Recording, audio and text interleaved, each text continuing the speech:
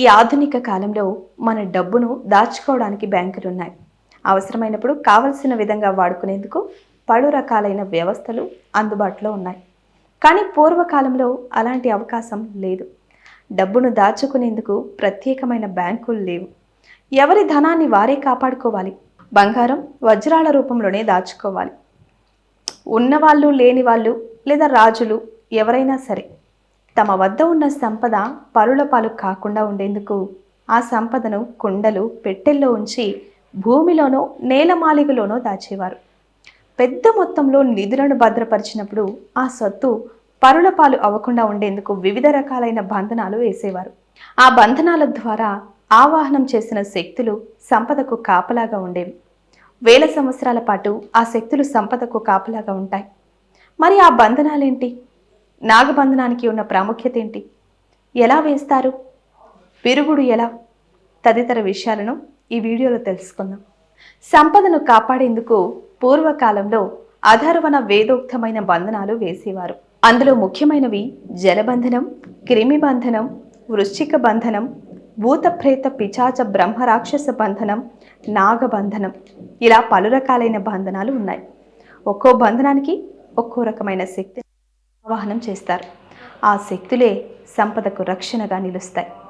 సంపదకు జలబంధనం వేస్తే ఎవరైనా సరే ఆ బంధనం వేసిన చోట భూమిని తవ్వితే 2-3 అడుగుల్లోనే నీరు పడుతుంది. తవ్వే కొలది నీటి ఊట పైకి వస్తూనే ఉంటుంది. ఇలా వచ్చిన నీరు ఆ ప్రాంతాన్ని ముంచేసే శక్తిని కలిగి ఉంటుంది. జలబంధనానికి విరుగుడు లేదనే చెప్పాలి. క్రిమిబంధనం వేస్తే నిధి ఉన్న ప్రాంతంలో త్రవ్వితే క్రిములు బయటికి వస్తూ ఉంటాయి. నిధిని స్వాధీనం చేసుకోవాలని చూసిన వారిని చుట్టుముట్టి అంతం చేస్తాయి. హాలీవుడ్ సినిమా మమ్మీలో క్రిమిబంధనం గురించి చూపించారు. వృశ్చిక బంధనం కూడా ఇలాంటిదే. భూత ప్రేత పిచాచ బ్రహ్మరాక్షస బంధనం అత్యంత ప్రమాదకరమైన బంధనం. ఇలాంటి బంధనాన్ని ఛేదించడం అసాధ్యం. భయంకరమైన పిశాచ రాక్షస శక్తులు నిధికి కాపలాగా ఉంటాయి.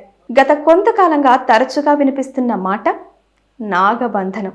కొన్నేళ్ల క్రితం కేరళలోని అనంత పద్మనాభ స్వామి ఆలయంలోని నేలమాళిగలో అనంతమైన సంపద బయటపడింది.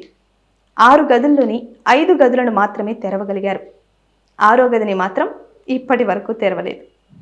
6వ గదికి నాగబంధనం వేశారని దీన్ని తెరవడం అంత సులువు కాదని పండితులు చెబుతూ ఉన్నారు.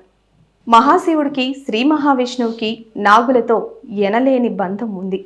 శేషుడు శ్రీ మహావిష్ణువుకు తల్పంగా ఉంటే మహావిష్ణువు మెడలో నిత్యం కాలనాగు కంఠాభరణంగా ఉంటుంది. నాగుల్లో శేషుడు, వాసుకి, తక్షక, కర్కోటక, ధనుంజయ, కలియ ఇలా ఎన్నో రకాలైన విషసర్పాలు ఉన్నాయి. వీటికి అత్యంత భయంకరమైన శక్తి ఉంటుంది. ఆవాహనం చేసినప్పుడు వీటి శక్తి 2-3 రెట్లు పెరుగుతుంది. ఆ శక్తితో వేల సంవత్సరాల పాటు సంపదకు కాపలాగా ఉంటాయి. ముందుగా సంపదను ఓ గదిలో భద్రపరుస్తారు. ఆ తరువాత భయానకమైన నాగులను ఆవాహనం చేస్తారు. నాగజాతిలోని అత్యంత విషపూరితమైన సర్పాలు ఆ గదిలోకి వస్తాయి.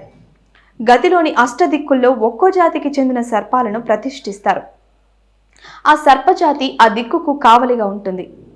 ఇలా గదికి 8 దిక్కుల్లోనూ 8 రకాలైన జాతులు కావలిగా ఉంటాయి. ఏ దిక్కున ఏ జాతి సర్పాన్ని ప్రతిష్ఠించారు అన్నది ఆనాడు నాగబంధనం వేసిన వారికి తప్ప మరి ఎవ్వరికీ తెలీదు.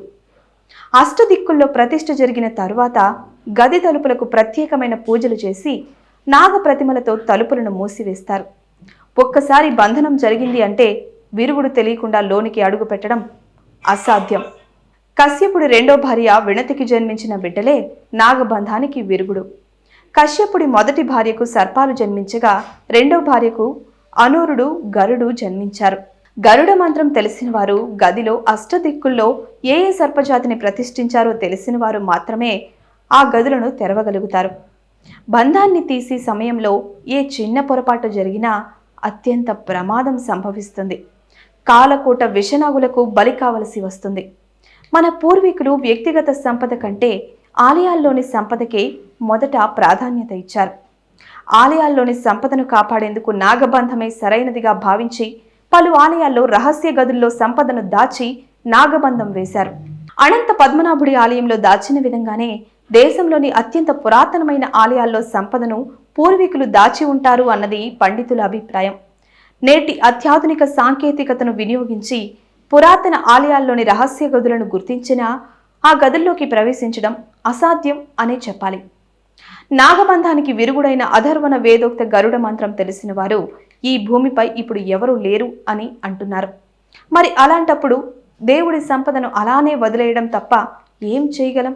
అత్యాధునిక సాంకేతికతను వినియోగించి తలుపులను బద్దలు కొట్టి మన వినాశనాన్ని మనమే కోరి తెచ్చుకోలేం కదా.